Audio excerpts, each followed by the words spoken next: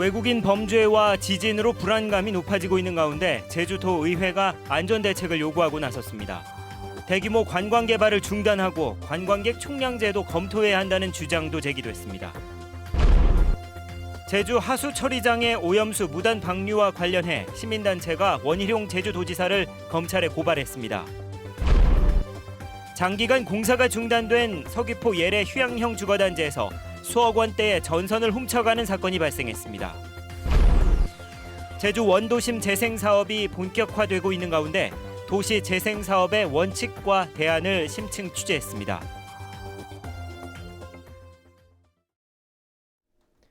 여러분 안녕하십니까? 계속해서 뉴스데스크 제주입니다. 최근 외국인 범죄가 급증하고 전국적으로 지진이 잇따르면서 제주에서도 안전에 대한 관심이 높아지고 있는데요.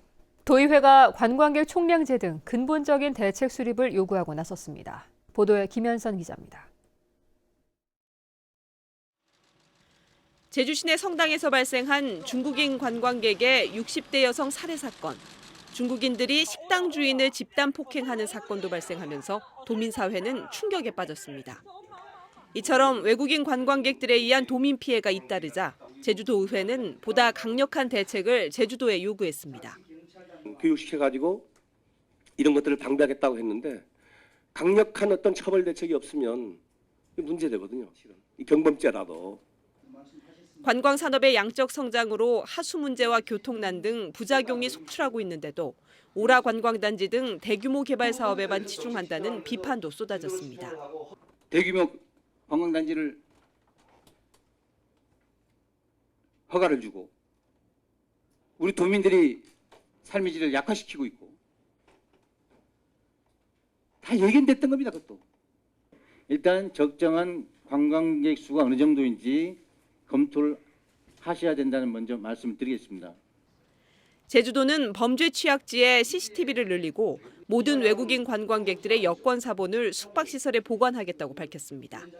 하지만 관광객 총량제나 무사증 입국 폐지는 사실상 어렵다는 입장을 보였습니다. 적정 관광객 수를 정해서 더 이상 못 들어온다. 이거는 어느 나라에도 없기 때문에 그래서 의원님께서 말씀하신 관광의 질을 높여 나가는 방향으로 잇따른 지진 발생에 따른 안전대책 주문도 이어졌습니다. 지방정부 차원의 대책을 개발하고 도민 교육을 강화해야 한다는 겁니다. 정확한 재난 정보를 알려주는 시스템이 장착이 돼야 되겠다. 그다음에 또 하나는 개개인의 대응 능력을 키워주는 매뉴얼 교육입니다. 제주도는 시설물 내진 적용 실태를 전수조사하고 단계별 종합 대책을 마련하는 등 제주형 지진 방제 종합 계획을 수립할 방침입니다. MBC 뉴스 김현선입니다.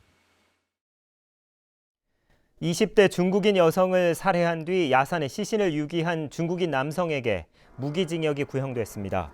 제주지방검찰청은 중국인 35살 쉬모 씨에 대한 결심 공판에서 젊은 여성을 무차별 살해하고 지역사회를 공포에 몰아넣은 극악무도한 범행을 저지른 만큼 사회와 영원히 격리해야 한다며 무기징역을 구형했습니다. 한편 쉬 씨는 최후 진술에서 살인은 인정하지만 돈을 빼앗으려 한 것은 아니라며 강도 혐의는 부인했습니다. 중국인 범죄를 예방하기 위해 정부가 제주에 중국 공안을 파견하는 방안을 검토하겠다고 밝혔습니다. 윤병세 외교부 장관은 오늘 외교부 국정감사에서 중국 주 제주 총영사관에 상주 파견 공안 배치가 필요하다는 강창일 의원의 질문에 대해 중국 정부와 함께 적극적으로 논의하겠다고 답변했습니다.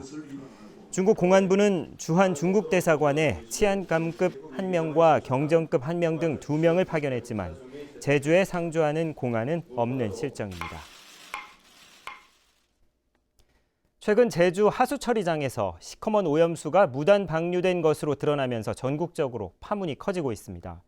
시민단체가 제주도 상하수도 본부는 물론 원희룡 지사에게도 책임이 있다며 검찰에 고발했습니다. 김찬년 기자입니다. 황토빛을 띠고 있는 제주시 도두동 앞바다. 수심 20m까지 내려가자 녹슨 대형 파이프에서 시커먼 물이 쉴 새 없이 뿜어져 나옵니다. 제주 하수처리장이 올 들어 7월까지 불과 닷새만 빼고 기준치를 초과한 하수를 방류한 사실이 MBC를 통해 전국에 방송되면서 비난 여론이 좀처럼 가라앉지 않고 있습니다. 체류 시간이 모자라가지고 용량이 딸려가지고 그런 거죠. 개발이라든가 인구가 이렇게 급격적으로 불어날 줄 몰랐죠. 제주 참여환경연대는 원희룡 지사와 제주도 상하수도 본부가 공유수면관리법과 하수도법을 위반했다며 검찰에 고발했습니다. 이미 4년 전부터 기준치를 초과해 과태료까지 물었는데도 대책을 세우지 않은 것은 직무유기인데다 원희룡 지사도 관리 책임을 피할 수 없다는 겁니다. 서로 간에 주고받은 내용이 있는지, 그럼 도지사가 그런 문제들을 알면서도 묵과한 것인지 이런 부분들이 밝혀진다면 도지사를 심각한 직무유기로 추가 고발할 수 있다. 제주도는 하수 유입량이 증가해 어쩔 수 없는 상황에서 오염도를 낮추기 위해 노력했다고 해명했습니다. 처리장에서 그 부분에서 계속 점검하면서 개선을 해가는 노력을 계속합니다. 7월부터 한 부분에 대해서는 그것이 또 집중적으로 그때 수질이 워낙 그때 집중적으로 안 좋아 버렸기 때문에 전국적으로 하수 처리장을 운영하는 민간업체들이 무단 방류 혐의로 잇따라 사법 처리된 가운데 지방자치단체장의 책임을 어느 정도 물을지 검찰의 수사 결과가 주목됩니다. MBC 뉴스 김찬년입니다. 서귀포시 예래휴양형 주거단지 공사가 대법원의 무효 판결로 중단된 지도 벌써 1년이 넘었는데요. 공사 현장이 제대로 관리되지 않다 보니 수억 원대의 전선을 훔쳐가는 사건까지 발생했습니다. 보도에 김항섭 기자입니다. 화물차 한 대가 왕복 2차선의 한적한 도로를 따라 들어갑니다. 도착한 곳은 주변에 수풀이 가득한 공터. 피복이 벗겨진 전선들이 잔뜩 쌓여 있습니다. 39살 김모 씨가 예래 휴양형 주거단지 공사 현장에서 훔쳐온 전선들입니다. 지난해 5월부터 1년 동안 20여 차례에 걸쳐 전선 36톤을 훔쳤습니다. 김 씨는 공사 현장에서 훔친 전선을 이곳으로 가져와 가격을 더 많이 받기 위해 피복을 벗기는 작업을 했습니다. 고물상에 팔아 1억 7천만 원을 챙겼지만 전선을 운반해준 화물차 운전기사가 신고해 경찰에 붙잡혔습니다. 화물차 블랙박스에 찍힌 인상 차기가 결정적 단서였습니다. 범행을 하기 위해서 돌아다니다 보니까 공사 현장 규모가 크고 여기에 이제 하면은 전선이 있을 거라는 추측하에 휴양형 주거단지에는 지난해 7월 공사가 중단된 뒤 시공업체 직원들이 모두 철수했고 경비원 2명만 남아있는 상태입니다. 일주일에 한두 번씩 와서 이제 관리는 하는데 일단 뭐 관리하시도 계시고 뭐 CCTV도 있고 하니까 뭐 도난을 이제 전제로 이제 저희가 이제 체크를 하진 않거든요. 그래서 뭐 일단 그 자재들이 다 이제 커버에 씌워져 있었어가지고 그 부분은 저희가 좀 확인이 안 됐습니다. 경찰은 김 씨를 절도 혐의로 구속하고 훔친 전선을 사들인 고물상 3명을 작물 취득 혐의로 불구속 입건했습니다. MBC 뉴스 김항섭입니다. 제주지방법원 김현희 판사는 아파트 분양을 받으려고 서류를 위조한 혐의로 기소된 39살 이모 씨 등 2명에게 징역 6월에서 1년과 함께 집행유예 2년을 선고했습니다. 부동산 업자인 이 씨는 지난 4월 제주 첨단과학기술단지 한화 꿈에 그린 아파트 분양 과정에서 조모 씨에게 200만 원을 주는 조건으로 명의를 빌린 뒤 조 씨의 부인이 쌍둥이를 임신했다는 허위 진단서를 만들어 신혼부부 다자녀 특별 분양을 받은 혐의로 기소됐습니다.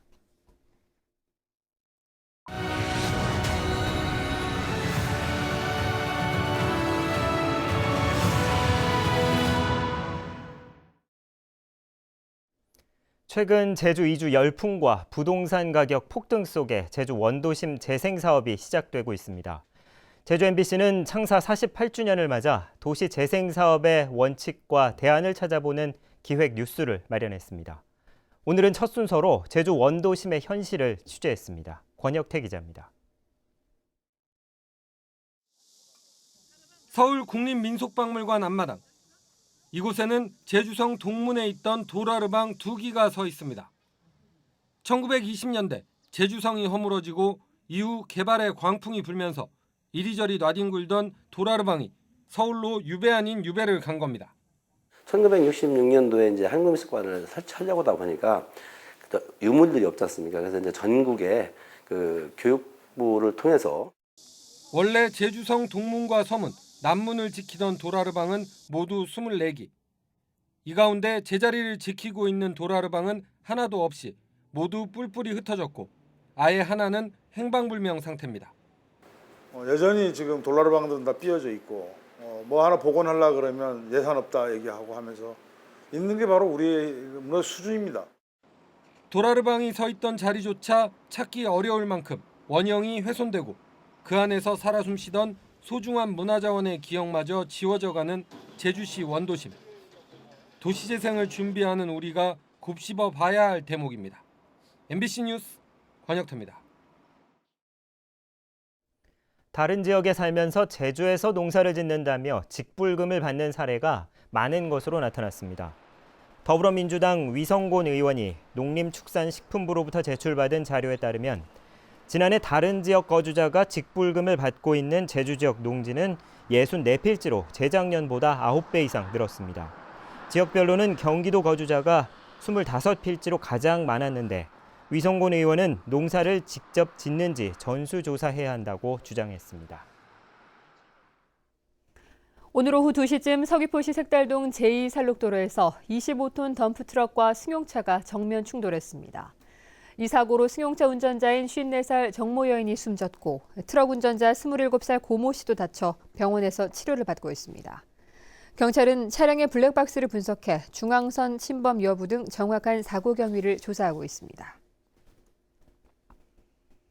민주노총 공공운수노조 제주지역 투쟁위원회는 오늘 새누리당 제주도당 앞에서 기자회견을 갖고 정부가 추진하는 공공기관 성과 연봉제가 도입되면 공공서비스가 무너질 것이라며 내일부터 파업에 들어간다고 밝혔습니다. 이에 따라 제주지역에서는 건강보험과 국민연금, 국토정보공사 등에서 노조원 250명이 파업에 참가할 것으로 알려졌습니다. 뉴스데스크 제주였습니다. 여러분 고맙습니다.